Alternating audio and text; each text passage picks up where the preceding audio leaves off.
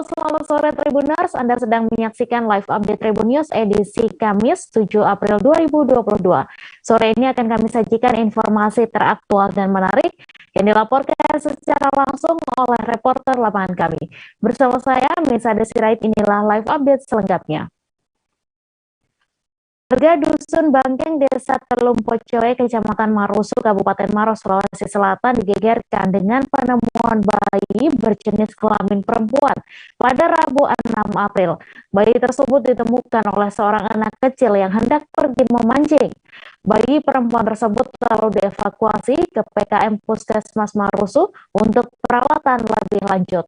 Untuk info selengkapnya akan disampaikan langsung oleh rekan jurnalis Tribun Timur, Nurul Hidayah, yang kini sudah terhubung bersama kami. Silakan Nurul. Halo, selamat sore Tribuners. Baik Tribuners, seorang bayi perempuan yang diduga baru berusia kurang dari sehari ditemukan oleh masyarakat di sebuah kompleks perumahan kosong, tepatnya di kompleks perumahan Jingga Dirgantara, Dusun Bangkeng, Desa Telum Pocoe, Kecamatan Marusu, Kabupaten Maros, Sulawesi Selatan.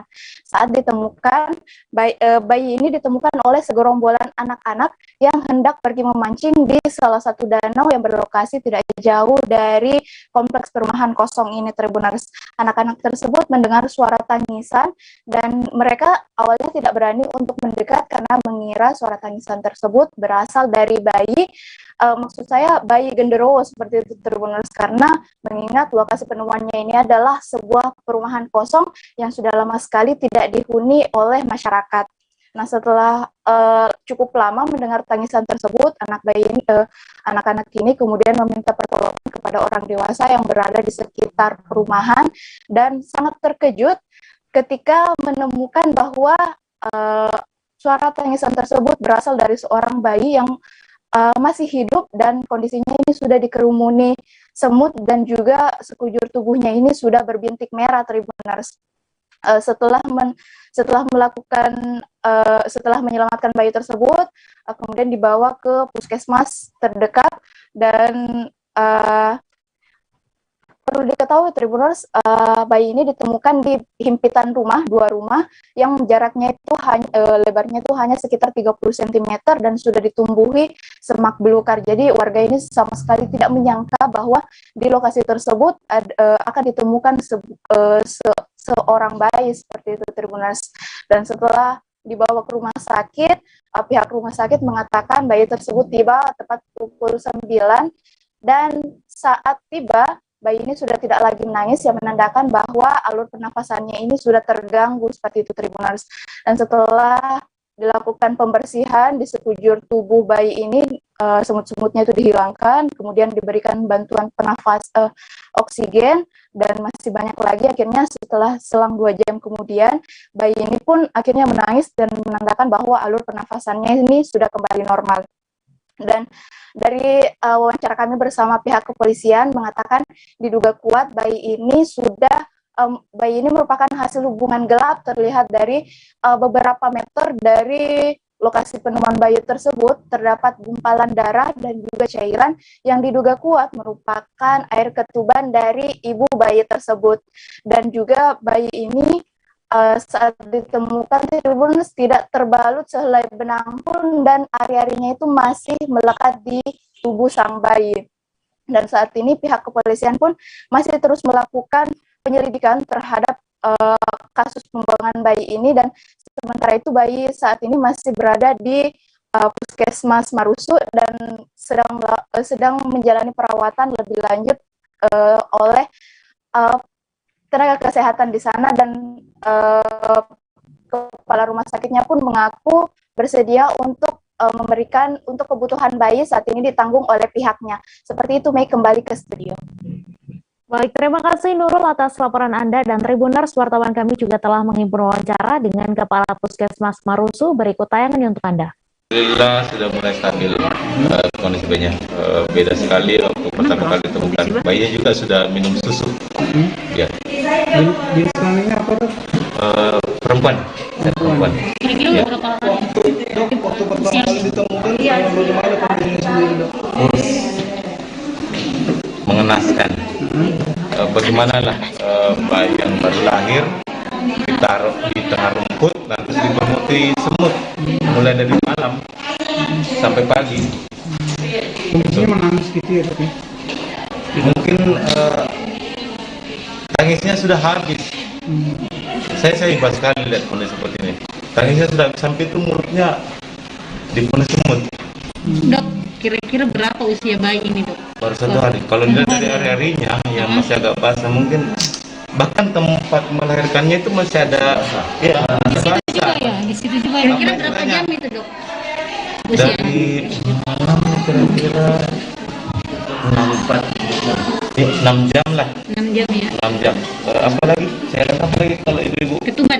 Ketubannya masih ada di sekitar situ, dan tidak seperti laporan awal bahwasanya dalam apa perumahan yang tidak terpakai, tidak di luar di padang rumput, cuma sampingnya ada perumahan kosong ya, tinggali itu.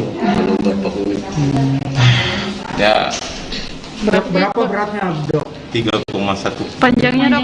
Jenis kelaminnya sendiri dok? Perempuan 3,1, untuk berat badannya 3,1. Ini bidan Yusma kebetulan Panjangnya tadi sempat menangani. Panjangnya berapa? Panjang belum sempat diukur. Jadi tindakan pertama kita stabilkan dulu, semuanya dibersihkan, saluran nafasnya semua. Oke. Untuk berapa jam ditangani tadi dok? Jam 9. Untuk jadi sekarang kondisi sudah baik. Berarti diperkirakan baru lahir 6 jam ya, atau 6 jam saat ditemukan nih? Sekitar 4-6 jam, 6 jam. Polres Muna, Provinsi Sulawesi Tenggara menyita sebanyak 2,3 ton minuman keras tradisional. 2,3 ton miras tradisional itu terdiri dari 1.800 jenis arak dan 510 liter Kameko dibuat melalui industri rumahan. Miras tradisional itu disita dalam operasi penyakit masyarakat atau Pekat Anua 2022 selama Ramadan di Kabupaten Muna Barat. Untuk info selengkapnya akan disampaikan langsung oleh rekan jurnalis Tribun News Ultra, Fadli Aksar, yang kini sudah terhubung bersama kami. Silakan Fadli. Ya, baik Mei, Tribuners, kepolisian Restor atau Polres Muna, Provinsi Sulawesi Tenggara menyita sebanyak 2,3 ton minuman keras tradisional pada operasi penyakit masyarakat atau Pekat Anua 2022 selama bulan Ramadan. Polres Muna sendiri menyita kurang lebih ada 1.800 liter minuman keras tradisional jenis arak dan 500 liter Kameko. Perlu diketahui minuman keras tradisional jenis Kameko sendiri merupakan hasil diambil dari aren, kemudian disulingkan menjadi minuman keras tradisional. Kemudian sebanyak 2,3 ton minuman keras itu kemudian disita Polres Muna dan dibawa ke Mapolresta untuk dilakukan penyidikan dan nantinya akan dilakukan pemusnahan. Sebanyak 2,3 ton minuman keras itu didapati dari 12 pemilik atau pelaku industri rumahan yang membuat atau meracik minuman keras tradisional tersebut. Kemudian selanjutnya para pelaku atau 12 pelaku industri rumahan itu kemudian didata dan dijerat dengan undang-undang tindak pidana ringan. Begitu, Mei. Ya, baik, terima kasih Fadli atas laporan Anda, dan Tribuners, wartawan kami juga telah menghimpun wawancara dengan Kapolres Muna. Berikut tayangan untuk Anda.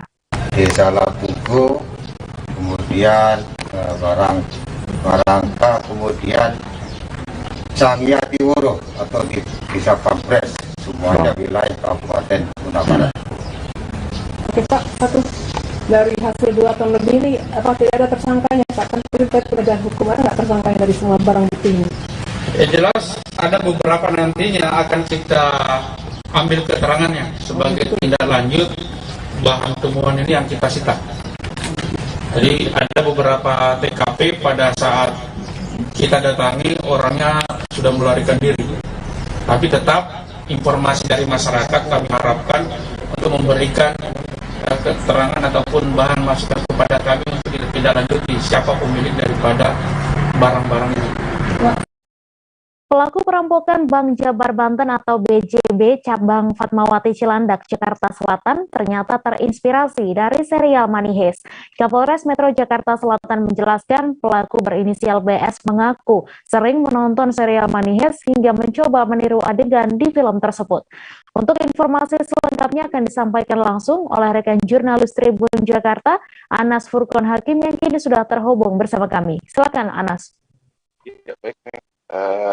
Peristiwa perampokan di Bank Jabar Banten atau Bank BJB di cabang Fatmawati Jakarta Selatan jadi pada Selasa pukul 14.30 waktu Indonesia Barat. Saat itu pelaku datang menggunakan sebuah mobil Daihatsu Shiny yang berwarna silver, yang kemudian pelaku langsung turun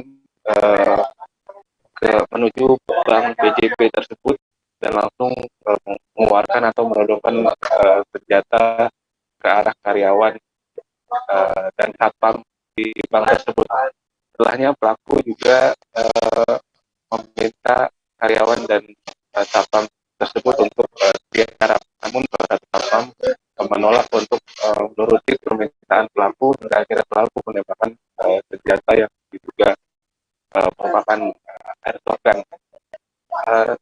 Setelahnya ketika salah satu satpam melakukan perlawanan, karyawan lainnya berhamburan keluar dan meminta pertolongan. Saat itu juga pelaku berinisial BS yang merupakan staf HRD di salah satu bank swasta dengan gaji sekitar 60 juta dibekuk oleh satpam dan warga lainnya dengan dibantu pihak kepolisian. Berdasarkan hasil penyelidikan, BS melakukan perampokan karena terlilit utang dengan seorang rekannya yang tidak disebutkan namanya sebesar 1,5 miliar. Utang tersebut akan jatuh tempo pada Jumat besok. Dalam kasus ini pelaku BS dijerat dengan pasal 365 junto pasal 53 KUHP dengan ancaman 10 tahun penjara. Gitu. Ya baik, terima kasih Anas atas laporan Anda. Selamat bertugas kembali.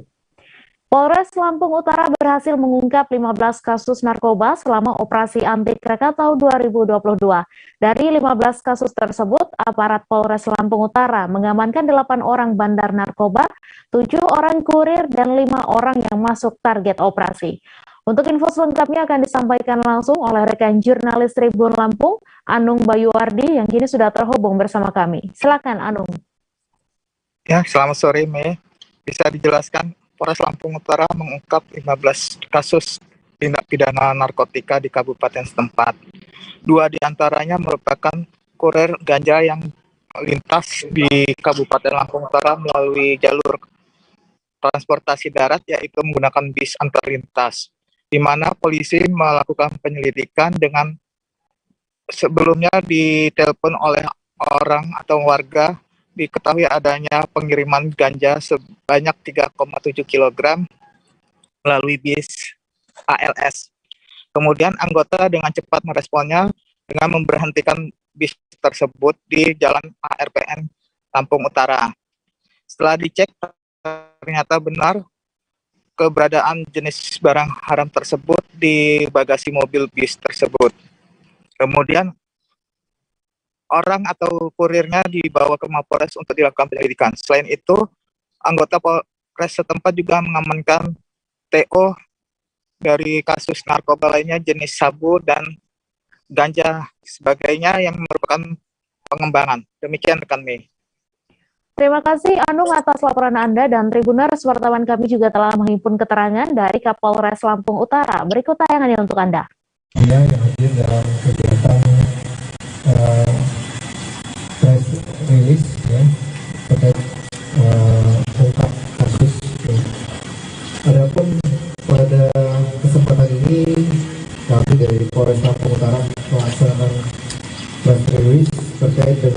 mengungkap kasus dalam rangka operasi anti Krakatau tahun 2022 yang dimulai dari tanggal 18 sampai 31 Maret 2022. Adapun dari pelaksanaan operasi ini kita berhasil mengungkap sebanyak 15 kasus, di mana dari 15 kasus ini kita amankan 8 orang bandar narkoba dan 7 orang kurir. Kemudian jumlah tersangka yang kita amankan sebanyak 25 orang. Ya. Kemudian dalam operasi anti Krakatau yang dilaksanakan oleh Polres Lampung Utara ini kita tentukan 5 TO, 5 target operasi ya, yang semuanya kita berhasil ungkap. Kemudian barang bukti yang berhasil kita amankan, yang pertama ini barang buktinya cukup besar juga, barang bukti ganja sebesar 3,4 kg ya. Kemudian sabu sebanyak 27,32 gram. Kemudian uang sejumlah 879.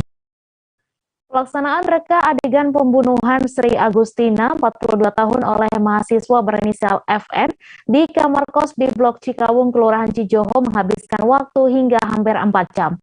Pelaksanaan rekonstruksi tersebut menyita perhatian warga sekitar.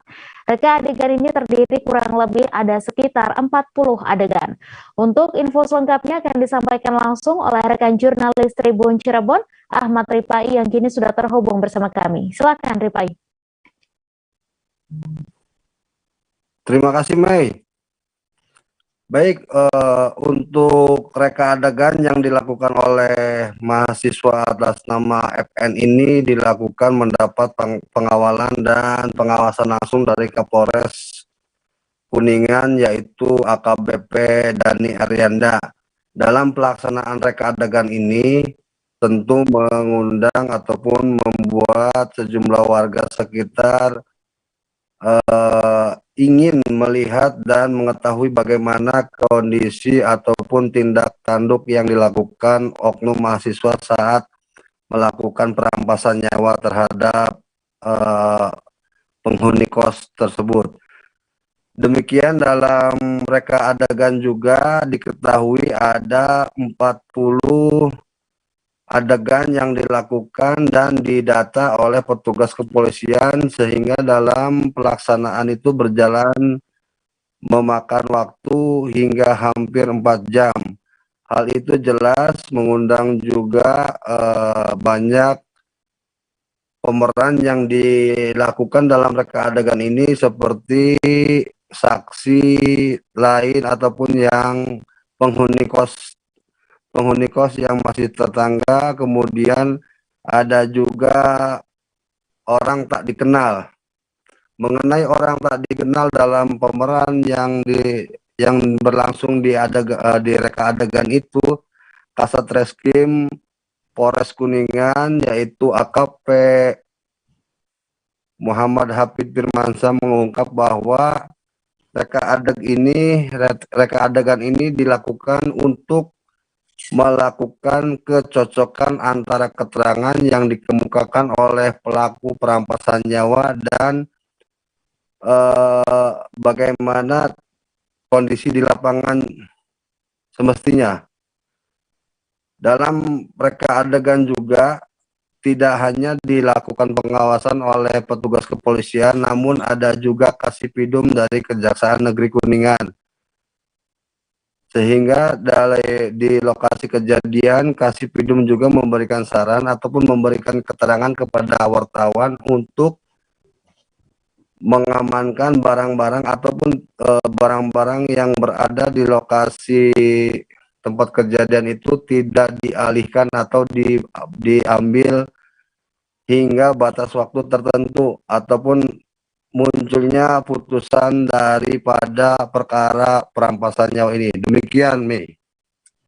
Ya baik, terima kasih Ripai atas laporan Anda, dan Tribuners, wartawan kami juga telah menghimpun wawancara dengan Kasat Reskrim Polres Kuningan serta Kasipidum Kejari Kuningan. Berikut tayangannya untuk Anda. Ini ada berapa adegan yang diperankan pelaku? Selanjutnya reka adegan ini terdiri dari kurang lebih ada sekitar 40 adegan. Nah, adegannya dari mulai dari masuk semuanya apa yang dilaksanakan oleh si pelaku kepada korban agar nantinya ada persesuaian dengan pemeriksaan.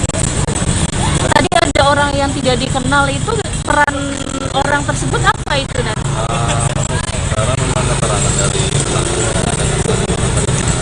dan kita laksanakan sesuai dengan apa yang keterangan pelaku cantumkan dalam berita pemeriksaan. Temuan fakta baru nggak ada dari hasil.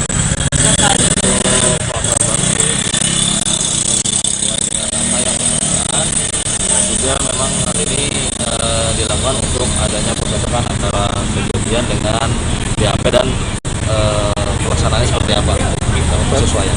Tadi orang tak dikenal itu pelaku datang ke situ apa sudah ada, apa memang datangnya berbarengan? Untuk sementara hanya dari hasil saksi dan keterangan itu muncul hanya dari pelaku saja.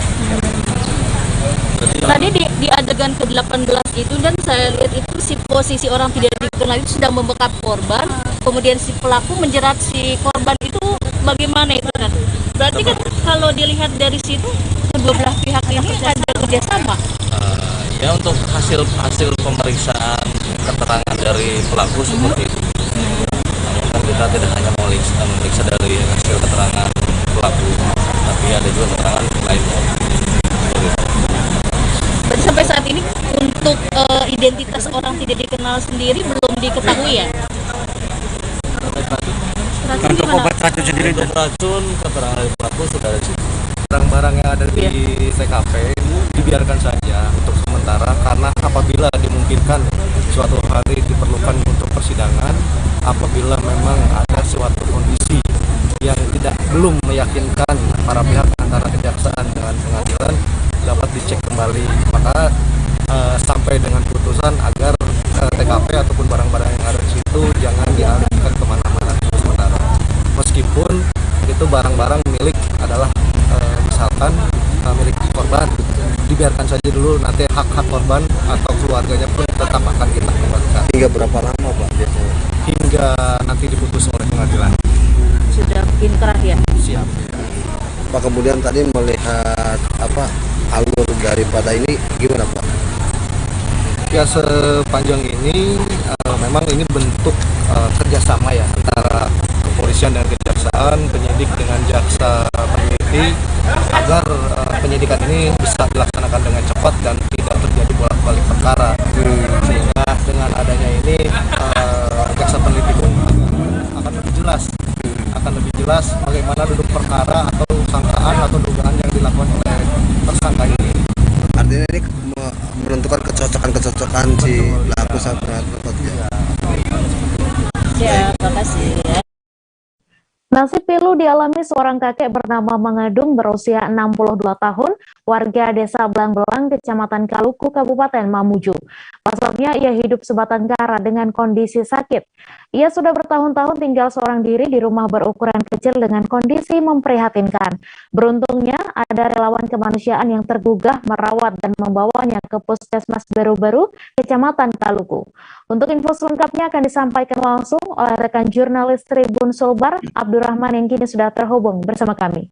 Silakan Abdurrahman.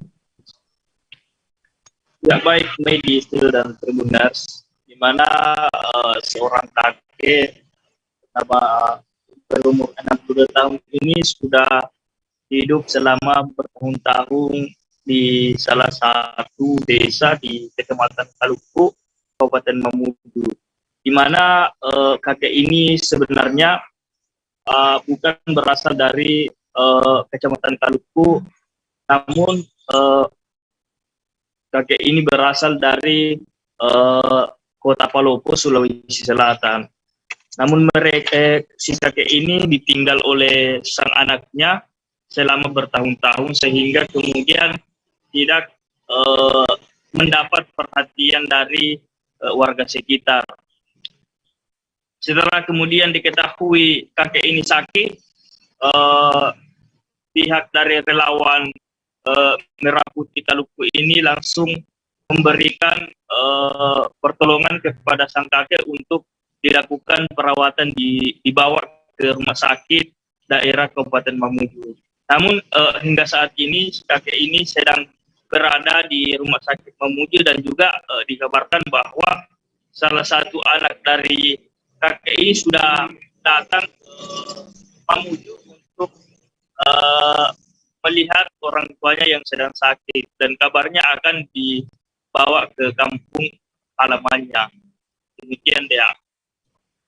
Baik, terima kasih Abdurrahman atas laporan Anda. Selamat bertugas kembali. Kami akan kembali selesai jeda sejenak Tribuners, tetap di live update. Oke, apa kabar Bang Arif di sini berstrategi?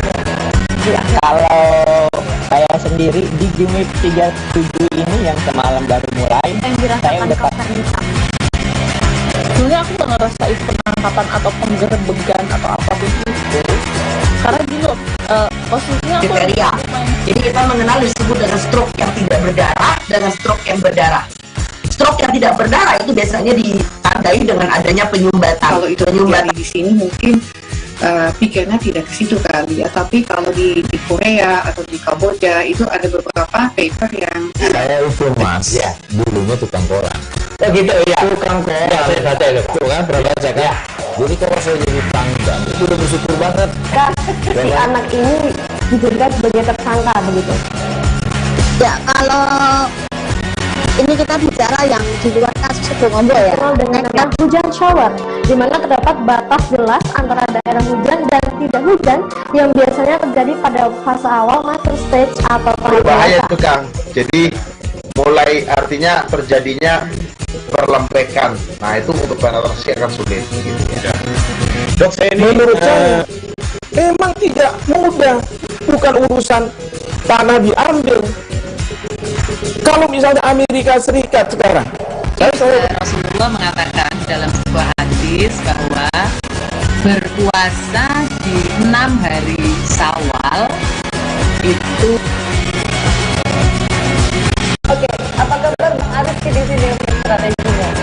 ya, kalau saya sendiri di Game 37 ini yang semalam baru mulai, saya udah sebenarnya aku nggak ngerasain penangkapan atau penggerbegan atau apapun itu, karena gini loh, posisinya kriteria. Jadi kita mengenal disebut dengan stroke yang tidak berdarah dengan stroke yang berdarah. Stroke yang tidak berdarah itu biasanya ditandai dengan adanya penyumbatan. Kalau itu terjadi di sini mungkin pikirnya tidak ke situ kali ya, tapi kalau di Korea atau di Kamboja itu ada beberapa paper yang saya itu mas ya dulunya tukang koran. Oh gitu ya, tukang koran ya, saya baca itu tuh kan pernah baca kan ya. Jadi kalau saya jadi pangdam itu udah bersyukur banget si anak ini dijadikan sebagai tersangka begitu. Ya, kalau ini kita bicara yang di luar kasus Sebongombo ya. Dengan nama hujan shower, di mana terdapat batas jelas antara daerah hujan dan tidak hujan yang biasanya terjadi pada fase awal macro stage atau berbahaya itu Kang. Jadi mulai artinya terjadinya perlempekan. Nah itu untuk penetrasi akan sulit. Gitu, ya. Dok, saya ini menurut saya memang tidak mudah, bukan urusan tanah diambil. Kalau misalnya Amerika Serikat sekarang, Rasulullah mengatakan dalam sebuah hadis bahwa berpuasa di 6 hari Syawal itu. Oke, apa kabar Bang Arif di sini strateginya? ya, kalau saya sendiri di Game 37 ini yang semalam baru mulai, saya udah sebenarnya aku nggak ngerasain penangkapan atau penggerbegan atau apapun itu, karena gini loh, posisinya kriteria. Jadi kita mengenal disebut dengan stroke yang tidak berdarah dengan stroke yang berdarah. Stroke yang tidak berdarah itu biasanya ditandai dengan adanya penyumbatan. Kalau itu terjadi di sini mungkin pikirnya tidak ke situ kali ya, tapi kalau di Korea atau di Kamboja itu ada beberapa paper yang saya itu mas ya dulunya tukang koran. Oh gitu ya, tukang koran ya, saya baca itu tuh kan pernah baca kan ya. Jadi kalau saya jadi pangdam itu udah bersyukur banget si anak ini dijadikan sebagai tersangka begitu.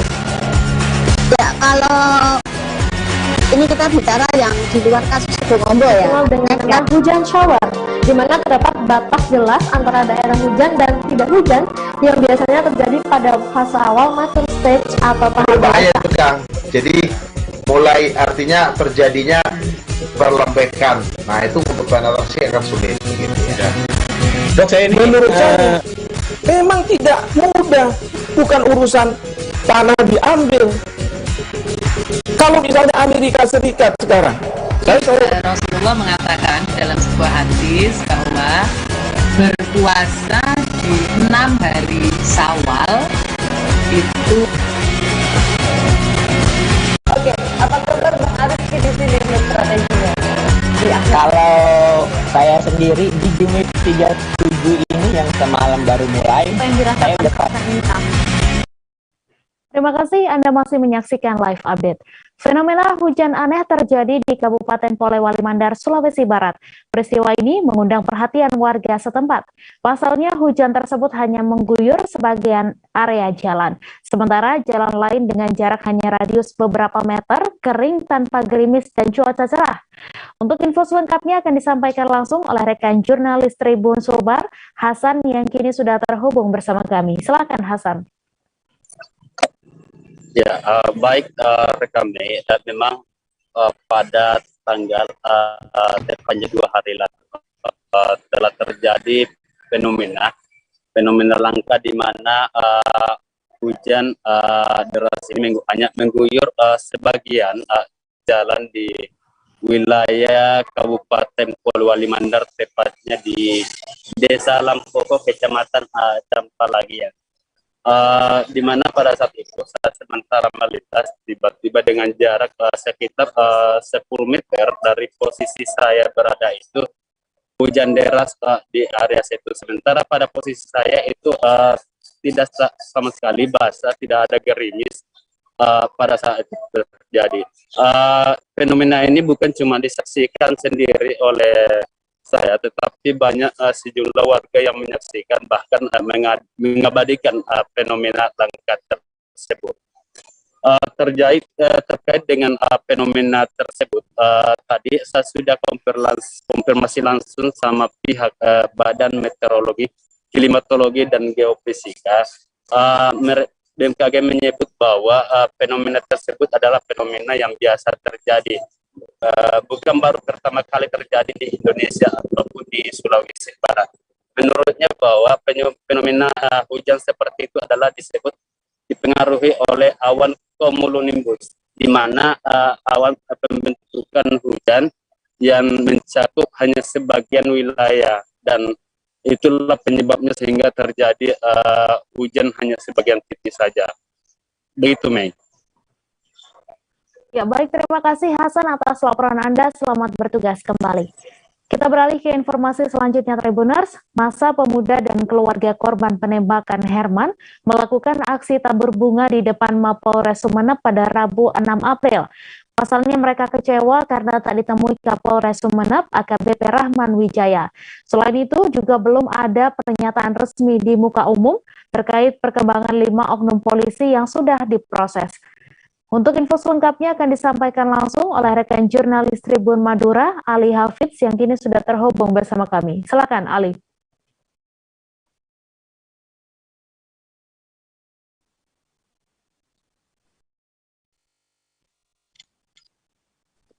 Halo, Mei. Iya, Ali, silakan dengan laporan Anda. Halo. Halo, Mei.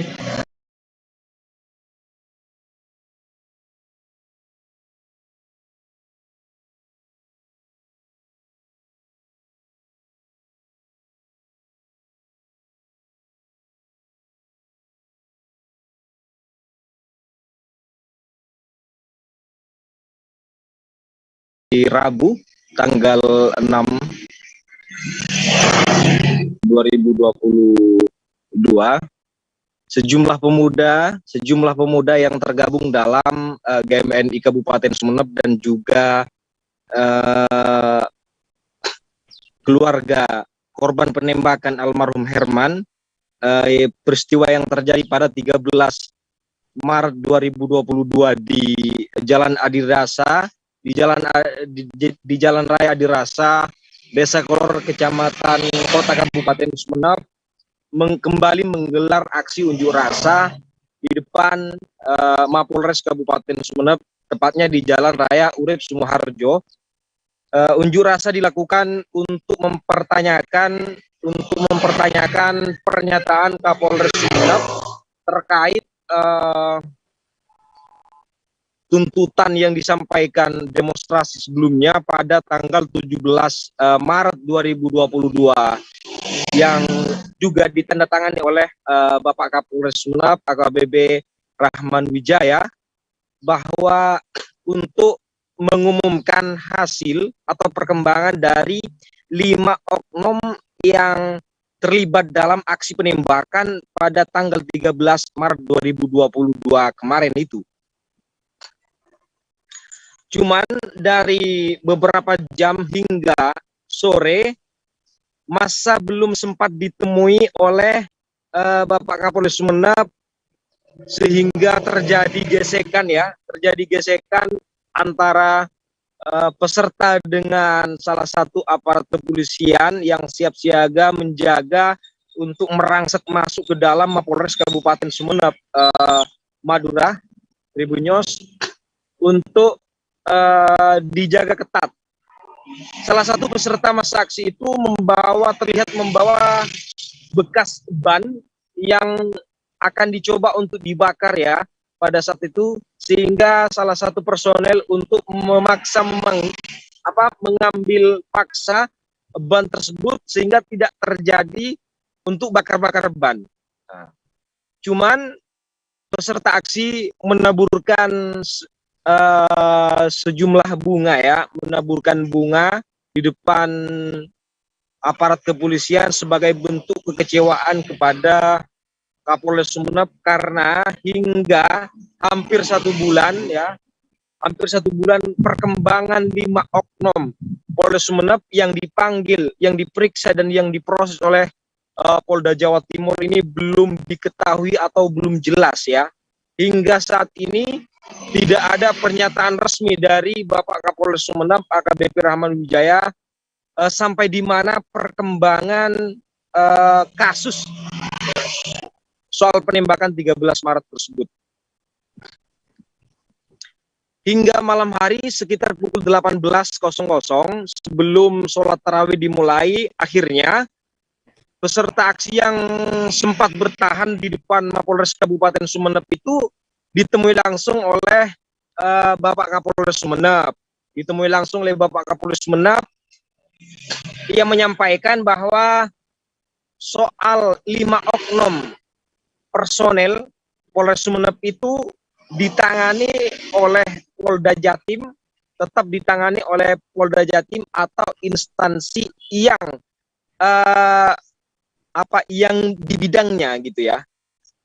Ia meminta waktu lain untuk mendiskusikan lebih mendalam perkembangan kasus tersebut.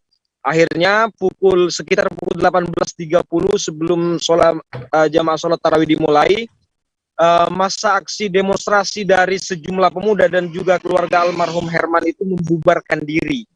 Seperti yang disampaikan juga oleh Kabid Hukum dan HAM DPD KNPI Jawa Timur Nur Faisal yang sempat hadir juga menyampaikan aspirasi di depan Mapolres Kabupaten Sumeneb, juga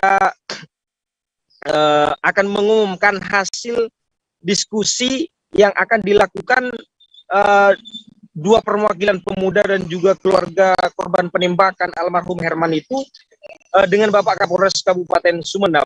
Baik begitu, Mei. Ya baik, terima kasih Ali Hafidz atas laporan Anda. Selamat bertugas kembali.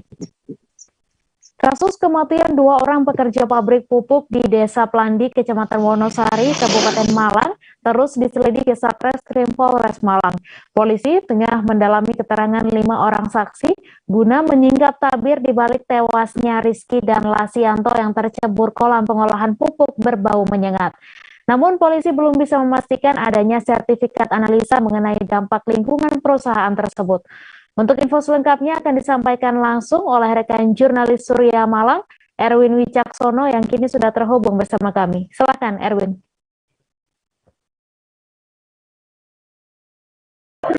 Ya, baik, terima kasih, Mei. Memang saat ini polisi mengaku masih melakukan pendalaman atau pemeriksaan saksi-saksi yang berjumlah 5 orang yang terdiri dari keluarga, orang sekitar, dan pihak-pihak yang berada di perusahaan pengolahan pupuk tersebut. Nah, ketika ditanya lebih lanjut mengenai hasil sementara ataupun dugaan-dugaan yang menyertai adanya kesalahan standar operasional ketika bekerja di perusahaan tersebut, polisi masih belum memberikan keterangan secara gamblang karena alasan-alasan penyelidikan yang harus dirampungkan begitu. Dan hingga kini kami terus menunggu ataupun akan mencari informasi lebih lanjut mengenai update ataupun kelanjutan dari kasus tewasnya 2 orang pekerja yang tercebur kolam pengolahan pupuk di Kecamatan Wonosari, Kabupaten Mawang. Begitu, Mei. Ya baik, terima kasih Erwin atas laporan Anda, dan Tribuners, wartawan kami juga telah menghimpun wawancara dengan Kasat Reskrim Polres Malang. Berikut tayangannya untuk Anda. 5 orang kan? Siapa itu? Jadi dari pemilik tempat usaha, kemudian pekerja yang ada di situ, kemudian dari keluarganya korban sendiri. Ada dugaan korban itu tidak menerapkan SOP. Ini masih kita lakukan pendalaman. Kita akan melibatkan juga dari ahli nantinya. Ahli ya? Ya. Apalagi? Sebenarnya pabrik itu legalitasnya jelas kan? Saya kan masih melakukan pendalaman. Saya belum bisa menyimpulkan. Izin amdalnya kan? Izin amdalnya juga. Saya kan masih melakukan pendalaman, Mas. Saya tidak bisa menyatakan seperti itu. Oh iya. Kita kan berbicara prosedural ya, bukan menduga-duga ya. Walaupun situ mungkin sudah dapat data, teman-teman sudah dapat informasi, saya kan juga harus lebih detail lagi. Pelanggaran Anda? Puluhan warga Sintang pulang dengan tangan kosong setelah antri berjam-jam untuk membeli minyak goreng curah bersubsidi. Mereka bahkan tidak kebagian kupon, padahal sudah datang sebelum distribusi dibuka. Untuk info selengkapnya akan disampaikan langsung oleh rekan jurnalis Tribun Pontianak, Agus Pujianto, yang kini sudah terhubung bersama kami. Silakan Agus.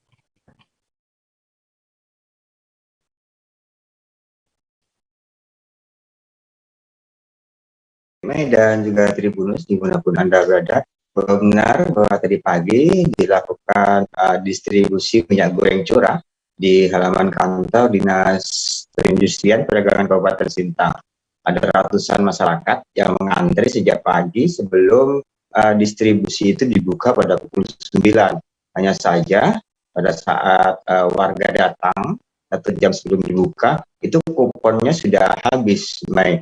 Dan itu membuat warga kecewa karena sebelum dibuka kupon sudah habis. Sementara stok yang disediakan oleh Disperindak sebanyak 280 can dengan ukuran 16 liter minyak goreng curah itu pun habis diborong oleh warga yang sudah mendapatkan kupon kurang dari 2 jam. Dan warga berharap ke depan stoknya diperbanyak atau mungkin bisa dibuat perkemasan ukuran 10 liter atau sampai dengan 15 liter. Masyarakat siap membayar berapapun harganya asalkan mendapatkan pembagian rata. Dan Disperindak juga berjanji akan menindaklanjuti keluhan warga ini dengan membuat bazar minyak goreng curah berkelanjutan. Demikian, Mei. Ya baik, terima kasih Agus atas laporan Anda, dan Tribuners, wartawan kami juga telah menghimpun wawancara dengan Kadis Perindakop dan UKM Kabupaten Sintang serta warga. Berikut tayangannya untuk Anda. Yang untuk hari ini 280 can. Ukuran berapa liter? 16 liter. Jadi total 1 can ini harganya Rp246.000. Ini kerjasama dengan Polres ya, Pak? Ini kegiatan kerjasama kita dan pihak Polres Sintang, kemudian pihak agen Wilmar. Pak, kenapa baru melakukan bazar saat ini, Pak? Ya, ini mengingat ini kita lakukan hari ini untuk berupaya menstabilkan distribusi minyak goreng curah ya. Nah, minyak goreng curah. Kalau untuk minyak goreng kemasan yang premium juga itu sudah tersedia di pasar-pasar, di market-market.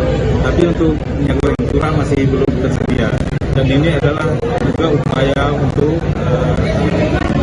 menghadapi masa-masa bulan puasa, nanti masa hari raya, kondisi minyak goreng curah ini tersedia di masyarakat. Direncanakan ini akan berlanjut beberapa hari ke depan. Kita masih menunggu stok minyak goreng curah yang akan masuk ke Kabupaten Sintang. Dan ini kita kerjasamakan lagi dan pihak Polres. Kecewa sih Pak, karena terlalu disebarkan ke mana-mana, tapi minyaknya tidak sesuai dengan orang yang datang, gitu kan. Ibu antri udah dari jam berapa ini? Jam 8. Jam 8. Tapi dapat nggak Bu? Nggak dapat, katanya suruh datang besok lagi. Ya nggak apa-apa sih, kalau memang belum ada ya mau gimana lagi, mau ngapain kan. Tapi tolonglah ya, yang diutamakan untuk orang jualan, jangan untuk yang bisnis lagi lah. Nanti dadapannya dijual lagi lebih mahal gitu. Ibu nggak dapat kupon, nggak kebagian kupon atau gimana? Nggak ada, nggak dapat kuponnya. Tapi udah berusaha minta kupon. Udah komunikasi berarti dengan udah. Belum ada. Bu, nama lengkapnya Bu? Bu, namanya siapa Bu? Maya. Maya. Makasih Bu. Janjinya kan itu bagi jam 9 bawa kakak dapat kupon, tapi ternyata yang lebih awal jam 7 udah dapat kupon. Nanti yang lebih yang dapat. Ibu antri dari jam berapa Bu? Dari pagi. Kecewa nggak Bu? Lebih kecewa. Untuk rumah tangga Pak. Video seorang maling motor ditangkap warga beramai-ramai di kawasan Jalan Jambangan, Surabaya, viral di media sosial sejak Rabu 6 April pagi. Menurut informasi, pelaku diketahui berjenis kelamin laki-laki berinisial HL, warga asal Kelurahan Pekuon, Bangsal, Kabupaten Mojokerto. Untuk info selengkapnya akan disampaikan langsung oleh rekan jurnalis Tribun Jatim, Luhur Pambudi, yang kini sudah terhubung bersama kami. Silakan Luhur. Oke, selamat sore Mei dan telur-telur Tribuners dimanapun Anda berada. Jadi memang untuk insiden maling motor disergap oleh warga Kecamatan Jambangan, Surabaya, memang sempat viral ya. Video tersebut berdurasi tidak lebih dari setengah menit.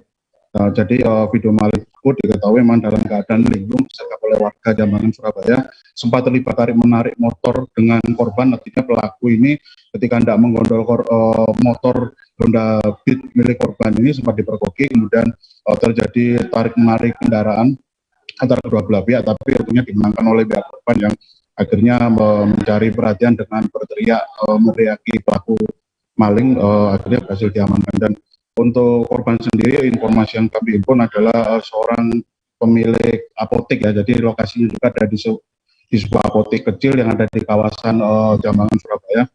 Adik korban ini ada di dalam, kemudian kendaraan korban ada di area parkir depan toko apotek, dan si pelaku ini semula adalah menyaru sebagai seorang pembeli. Jadi pelaku ini sebelum menjalankan aksinya mencuri motor sempat membeli beberapa obat-obatan yang akan diminumnya. Kemudian anehnya pelaku tersebut sebelum beraksi mencuri motor sempat membeli obat-obatan 2 kali. Jadi memang kesan kondisi keadaan linglung itu sudah muncul sejak awal sebelum si pelaku mengeksekusi atau mencuri kendaraan motor yang ada di area parkir. Dan kemudian pelaku setelah 2 kali membeli obat di apotek tersebut, pelaku tiba-tiba berjalan keluar dan mendadak mengambil motor yang memang dalam keadaan tidak terkunci. Dari pihak korban mengkonfirmasi memang kondisi katup komponen kontak motor tersebut dalam keadaan dol atau rusak ya, sehingga pelaku begitu mudah langsung menggondol atau mencuri motor tanpa harus menggunakan alat bantu apapun sejenis kunci atau yang lainnya. Kemudian pelaku membawa motor tersebut dengan cara mendorong ke menyusuri area ruas parkir, area parkir, kemudian mendorong motor tersebut menyusuri jalan yang ada di kawasan Jambangan. Sebelum menjauh, ternyata korban mendapati pelaku berusaha kabur dan akhirnya disergap beramai-ramai oleh warga. Dan ketika diinterogasi sebelum pihak kepolisian datang, ternyata si pelaku ini yang berinisial HL yang merupakan warga Mojokerto ya. Mojokerto ini mengaku sudah 6 kali beraksi mencuri motor di kawasan Kecamatan Jambangan, Surabaya. Dan kemudian untuk kondisi linglungnya sendiri ada dugaan hasil informasi yang dihimpun dari warga yang ada di lokasi, memang si pelaku ini baru saja menenggak obat-obatan yang membuat kondisi dirinya dalam keadaan halusinasi parah sehingga menimbulkan kondisi linglung dan menyebabkan dirinya melakukan aktivitas mencuri kendaraan bermotor. Dan kemudian setelah dilakukan mekanisme penangkapan atau diserahkan ke pihak kepolisian, ke pihak Polsek Jambangan, Polrestabes Surabaya, hasil lidik atau penyelidikan yang dilakukan oleh pihak unit reskrim Polsek Jambangan, ternyata pelaku ini secara pasti melakukan aksi pencurian motor di kawasan Jambangan ini sebanyak 2 kali. Dan kemudian untuk kondisi keadaan linglungnya ternyata pihak kepolisian masih terus melakukan pendalaman karena memang sehari pasca dilakukan penangkapan kondisi pelaku masih dalam keadaan linglung, jadi memang masih belum dapat dimintai keterangan lebih lanjut perihal kondisi linglungnya dan bagaimana rekam jejak dia beraksi. Dan namun untuk ada informasi tambahan juga dari warga setempat kalau si pelaku tersebut sebelum datang membeli beberapa obat di apotek tersebut kemudian mencuri motor, diketahui sempat diantar oleh satu orang temannya yang juga memang ada satu jaringan ya komplotan aksi maling motor yang bersama dengan si AL ini. Namun hingga saat ini pihak kepolisian masih terus melakukan penyelidikan dan pengembangan untuk berupaya mengejar adanya keterlibatan orang lain atau komplotan lain yang tergabung dalam aksi pencurian yang dilakukan oleh HL itu sendiri. Demikian informasi yang bisa kami laporkan.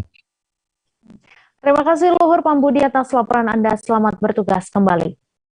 Sebanyak 17 remaja di Cibinong, Kabupaten Bogor diamankan polisi karena hendak melakukan tawuran. Kapolsek Cibinong menjelaskan bahwa para remaja ini diamankan dini hari kemarin di kawasan Cikaret, Kecamatan Cibinong. Pengamanan remaja tawuran ini berawal dari adanya informasi masyarakat. Untuk info selengkapnya akan disampaikan langsung oleh rekan jurnalis Tribun Bogor, Naufal Fauzi, yang kini sudah terhubung bersama kami. Silakan Naufal.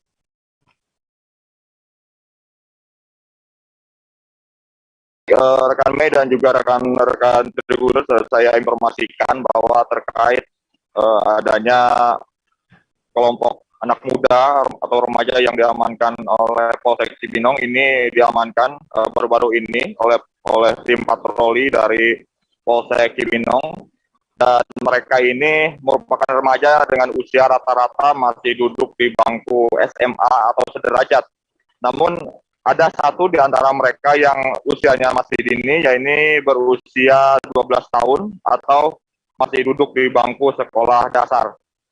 Dan dalam pengamanan remaja yang hendak tawuran ini, pihak kepolisian juga menyita barang bukti berupa senjata tajam jenis celurit, kemudian pedang, sejumlah handphone, kemudian kendaraan-kendaraan yang digunakan oleh mereka.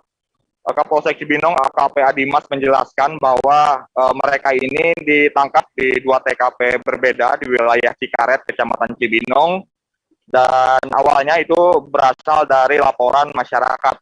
Untuk di TKP pertama, tim patroli Polsek Cibinong mendapati sekelompok remaja yang berencana hendak tawuran, dan setelah diperiksa sekelompok remaja ini juga sudah melakukan janjian melalui WhatsApp untuk menggelar tawuran antar RT. Kemudian juga didapati barang bukti senjata tajam sampai akhirnya mereka diamankan ke Mako Polsek Cibinong. Kemudian tak jauh dari situ, di malam yang sama, polisi juga mendapatkan laporan dari masyarakat adanya kelompok remaja lainnya di wilayah Cibinong. Kemudian polisi terjun ke lokasi dan mendapati hal yang serupa, sekelompok anak muda yang hendak tawuran dengan barang bukti senjata tajam. Namun untuk kelompok di TKP kedua ini, mereka ini masih mencari lawan atau masih mencari lawan untuk hendak menggelar tawuran. Mereka juga tak luput diamankan oleh pihak kepolisian ke Mako Polsek Cibinong. Dari 17 remaja, totalnya mencapai 17 remaja yang diamankan ini, pihak kepolisian kemudian melakukan pembinaan dengan memanggil orang tua dan juga pihak sekolah dan juga RT RW agar untuk dibina di Mako Polsek Cibinong, dan rencananya mereka tetap akan dipulangkan ke orang tua masing-masing setelah dilakukan pembinaan. Namun untuk kepemilikan senjata tajam dari mereka ini masih didalami oleh pihak Polsek Cibinong. Demikian. Terima kasih Naufal Fauzi atas laporan Anda, dan Tribuners, wartawan kami juga telah menghimpun wawancara dengan Kapolsek Cibinong. Berikut tayangan untuk Anda. Baik, untuk TKP pertama sudah ada janjian antara RT 1 dan RT 2. Itu sudah ada janjian. Kemudian untuk yang TKP kedua itu masih kita dalami karena mereka masih belum belum terbuka untuk kegiatannya mau tawuran dengan siapa, nanti masih kita dalami lagi. Itu motifnya apa sih, Bang? Motifnya itu ya mencari lawan lah, mencari lawan, kemudian mencari ya namanya darah muda ya, mencari nama lah, adrenalin gitu, adrenalin ya. Seperti itu. Rata-rata yang diumumkan usia berapa? Rata-rata anak SMA ya, usianya SMA. Kemudian kita amankan juga ada beberapa barang bukti berupa samurai, kemudian ada celurit, rakitan semua, tapi ya rakitan semua. Kemudian ada beberapa kendaraan motor yang kita amankan dan 2 buah HP. Demikian. Kami masih akan menyajikan informasi menarik untuk Anda. Selesai jeda sejenak, tetap di Live Update. Oke, apa kabar Bang Arif di sini untuk strateginya? Kalau saya sendiri di Gimip 37 ini yang semalam baru mulai, saya udah Dulu aku nggak ngerasain penangkapan atau penggerbegan atau apapun itu, karena gitu posisinya kriteria. Jadi kita mengenal disebut dengan stroke yang tidak berdarah dengan stroke yang berdarah.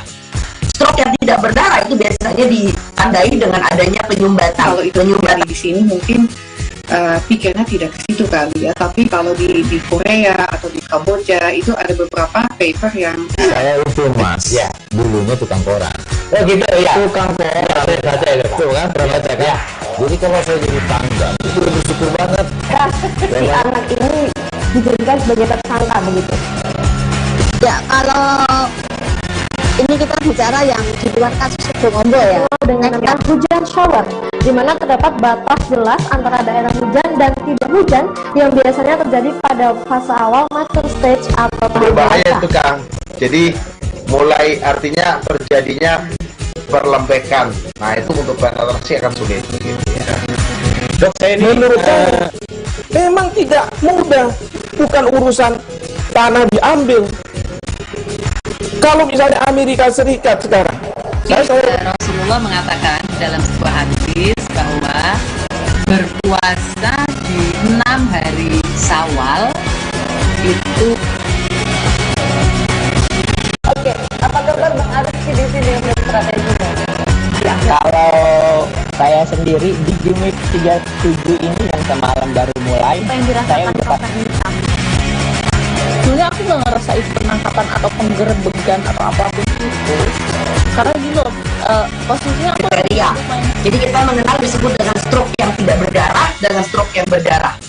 Stroke yang tidak berdarah itu biasanya ditandai dengan adanya penyumbatan. Kalau itu penyumbatan di sini mungkin pikirnya tidak ke situ kali ya, tapi kalau di Korea atau di Kamboja itu ada beberapa paper yang saya itu Mas ya, dulunya tukang koran. Oh gitu ya, tukang koran. Saya baca ya, tuh kan pernah baca kan ya. Jadi kalau saya jadi tanggal itu udah bersyukur banget. Si anak ini dijadikan sebagai tersangka begitu. Ya, kalau ini kita bicara yang di luar kasus Sebongombo ya. Dengan nama hujan shower, di mana terdapat batas jelas antara daerah hujan dan tidak hujan yang biasanya terjadi pada fase awal mature stage atau tahap berbahaya itu Kang. Jadi mulai artinya terjadinya perlembekan. Nah itu untuk penetrasi akan sulit gitu ya. Dok, saya ini menurut saya memang tidak mudah, bukan urusan tanah diambil. Kalau misalnya Amerika Serikat sekarang, Rasulullah mengatakan dalam sebuah hadis bahwa berpuasa di 6 hari Syawal itu. Oke, apa kabar Bang Arif di sini untuk strateginya? Kalau saya sendiri di Jumip 37 ini yang semalam baru mulai, saya udah sebenarnya aku nggak ngerasain penangkapan atau penggerbegan atau apapun itu, karena gini loh, posisinya aku kriteria. Jadi kita mengenal disebut dengan stroke yang tidak berdarah dengan stroke yang berdarah. Stroke yang tidak berdarah itu biasanya ditandai dengan adanya penyumbatan. Kalau itu terjadi di sini mungkin pikirnya tidak ke situ kali ya, tapi kalau di Korea atau di Kamboja itu ada beberapa paper yang saya itu mas ya dulunya tukang koran. Oh gitu ya, tukang koran ya, saya baca itu tuh kan, pernah baca kan ya. Jadi kalau saya jadi tanggal itu udah bersyukur banget si anak ini dijadikan sebagai tersangka begitu Ya, kalau ini kita bicara yang di luar kasus Sebongombo ya. dengan tentang hujan shower, di mana terdapat batas jelas antara daerah hujan dan tidak hujan yang biasanya terjadi pada fase awal mature stage atau tahap berbahaya dewasa. itu Kang. Jadi mulai artinya terjadinya perlembekan. Nah itu untuk penetrasi akan sulit gitu ya. Dok, saya ini menurut saya memang tidak mudah, bukan urusan tanah diambil. Kalau misalnya Amerika Serikat sekarang, Rasulullah mengatakan dalam sebuah hadis bahwa berpuasa di 6 hari Syawal itu. Terima kasih Anda masih menyaksikan live update. Pengadilan Negeri Jakarta Selatan hari ini Kamis 7 April menggelar sidang perkara dugaan kekerasan dengan terdakwa Irjen Pol Napoleon Bonaparte terhadap YouTuber sekaligus tersangka kasus penistaan agama Muhammad Kosman alias MKC. Persidangan digelar dengan agenda pembacaan eksepsi atau pembelaan dari kubu terdakwa Napoleon atas tuntutan jaksa penuntut umum. Untuk info selengkapnya akan disampaikan langsung oleh rekan jurnalis Tribun News, Danang Triatmojo yang kini sudah terhubung bersama kami. Silakan Danang.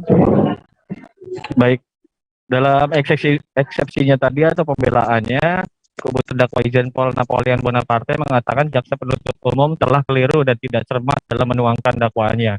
Kuasa hukum Napoleon menyatakan dakwaan jaksa banyak yang bertolak belakang dan tidak saling terkait antara pernyataan satu dengan lainnya. Misalkan, kata melumurkan dengan memukul dalam satu dakwaan yang dipandang kuasa hukum Napoleon punya makna berbeda, tapi jaksa justru menyamaratakannya.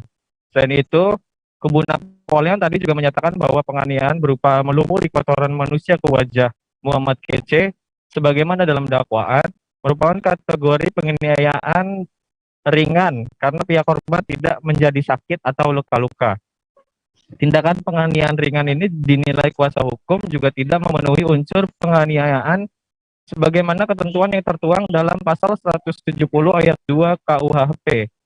Lebih lanjut, dalam surat eksepsinya, Napoleon meminta majelis hakim menjatuhkan putusan sela dengan amar putusan, yakni pertama, menerima seluruh eksepsi pihaknya, menyatakan batal atau tidak menerima surat dakwaan jaksa, kemudian mencoret perkara dari kepaniteraan Pengadilan Negeri Jakarta Selatan, lalu membebaskan Napoleon dari rumah tahanan serta merehabilitasi nama baiknya.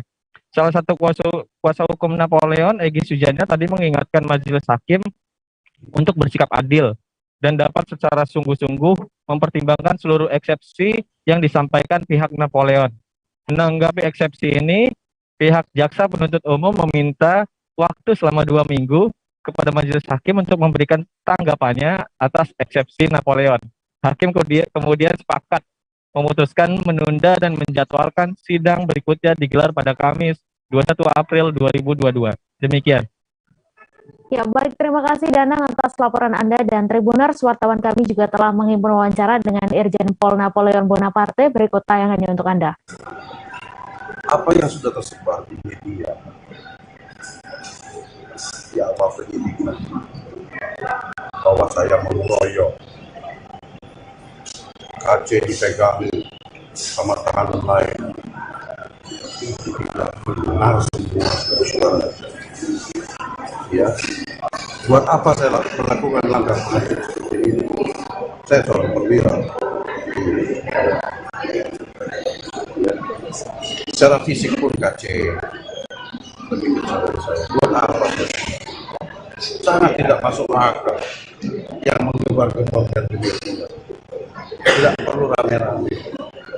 Justru tindakan saya adalah sebagai jalan keluar yang harus saya lakukan malam ini juga melihat suasana emosi tahanan lain 100 orang begitu emosi yang tidak bisa diceritakan malam pun daripada besok itu.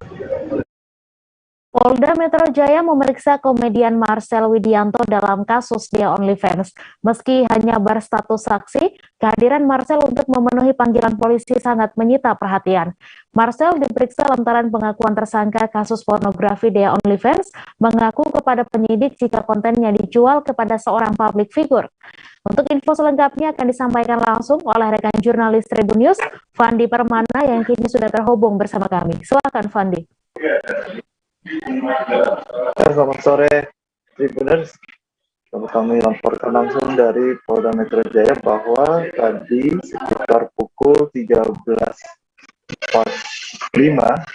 selesai dilakukan pemeriksaan terhadap komedian Marcel Widianto atas kasus dugaan penyebaran konten pornografi Dia OnlyFans. Pemeriksaan Marcel sendiri berkapasitas sebagai saksi dan juga dan pemeriksaan ini memang dilakukan atas dasar keterangan yang didapat oleh penyidik karena Dia OnlyFans mengaku bahwa salah satu kontennya dijual kepada public figure.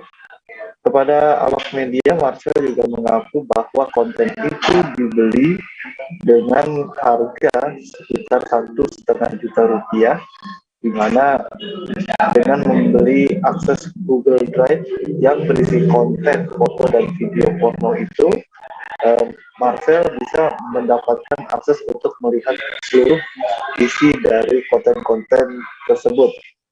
Dan Marcel Widianto juga mengutarakan bahwa perkenalan dengan Dea berawal dari viralnya sosok Gusti Ayu Dewanti atau Dia OnlyFans yang saat itu di salah satu podcast cukup viral karena pengakuannya menjual konten-konten porno di situs OnlyFans, sehingga muncul niatan dari Marcel Widianto untuk mencari tahu kontak dari Dia OnlyFans. Marcel juga mengaku bahwa dia mendapatkan nomor kontak dari Dia OnlyFans melalui seorang manajer dari Dia OnlyFans, di mana dia berkomunikasi intens sehingga mendapatkan kontak dari Dia OnlyFans.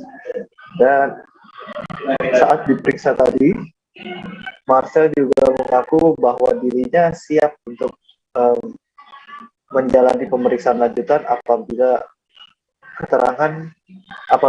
penyidik masih membutuhkan keterangan dari Marcel terkait dengan kasus yang menjerat Dia OnlyFans.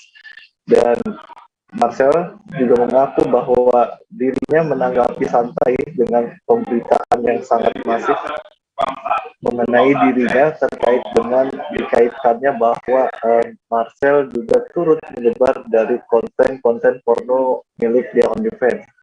Dan sekali lagi Marcel juga menegaskan bahwa dirinya tidak menyebarkan konten-konten yang dia beli dari Google Drive tersebut, dan dia hanya menyebut bahwa setelah dibeli konten porno milik Dia OnlyFans hanya bisa dilihat sekali dengan memasukkan password yang diberikan oleh Dia, sehingga ketika sudah keluar dari akses Google Drive tersebut, dirinya tidak bisa lagi melihat konten-konten yang sudah dibeli ataupun linknya sudah kadaluarsa, sehingga tidak bisa melihat lagi ke 76 konten-konten video ataupun foto-foto milik Dia OnlyFans.